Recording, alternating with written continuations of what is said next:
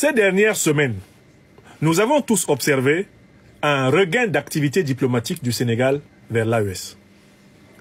De prime abord, on devrait saluer ce qu'on peut appeler le retour à la raison du gouvernement sénégalais, qui, à l'arrivée de Bassirou Diomaye Diakhar Faye, s'était d'abord installé dans une posture de donneur de leçons. Donc oui, on devrait saluer, de prime abord, l'effort que les dirigeants sénégalais font pour redresser le tir. L'effort qu'ils font pour corriger leur copie. Parce que leur copie était très sale. Elle était pleine de fautes et d'erreurs. Donc, encourageons-les. Disons-leur, c'est bien d'avoir compris que vous ne pouvez pas changer l'AES, mais que c'est vous qui devez changer envers l'AES. Et la question qui est posée, c'est, est-ce qu'ils nous convainquent par cet activisme diplomatique nouveau? Est-ce que j'en suis convaincu? Ma réponse est non. Et je vais donner les raisons. Argument 1.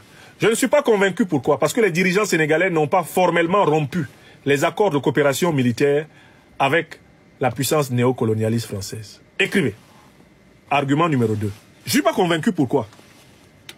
Je ne suis pas convaincu parce qu'il y a eu un épisode qui nous a tous marqués. Et je n'ai pas encore vu une véritable démarcation sénégalaise sur ce point.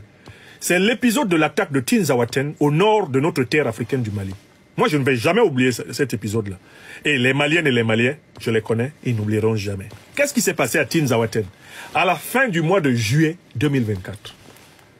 L'armée malienne et ses alliés russes ont été attaqués par une coalition composée d'Al-Qaïda, de l'État islamique, soutenue par l'armée algérienne, soutenue par les troupes de l'OTAN et notamment soutenue par l'Ukraine. Un haut responsable de la sécurité de l'Ukraine et l'ambassadeur d'Ukraine au Sénégal se sont exprimés publiquement.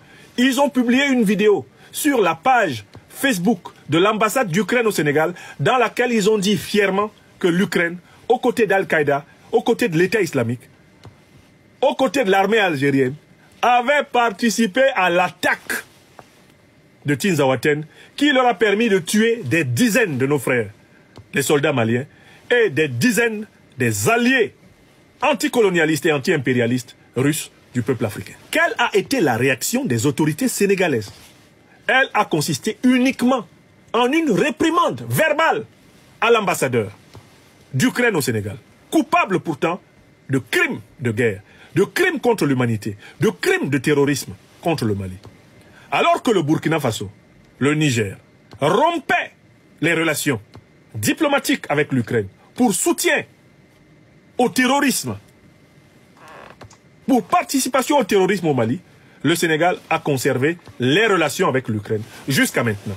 Moi, Yamsi Ouad Cameroun, vous ne pourrez pas me convaincre que vous avez changé tant que vous conservez des relations diplomatiques avec l'Ukraine de Zelensky. Troisième argument, c'est la présence encore très forte justement de l'OTAN au Sénégal.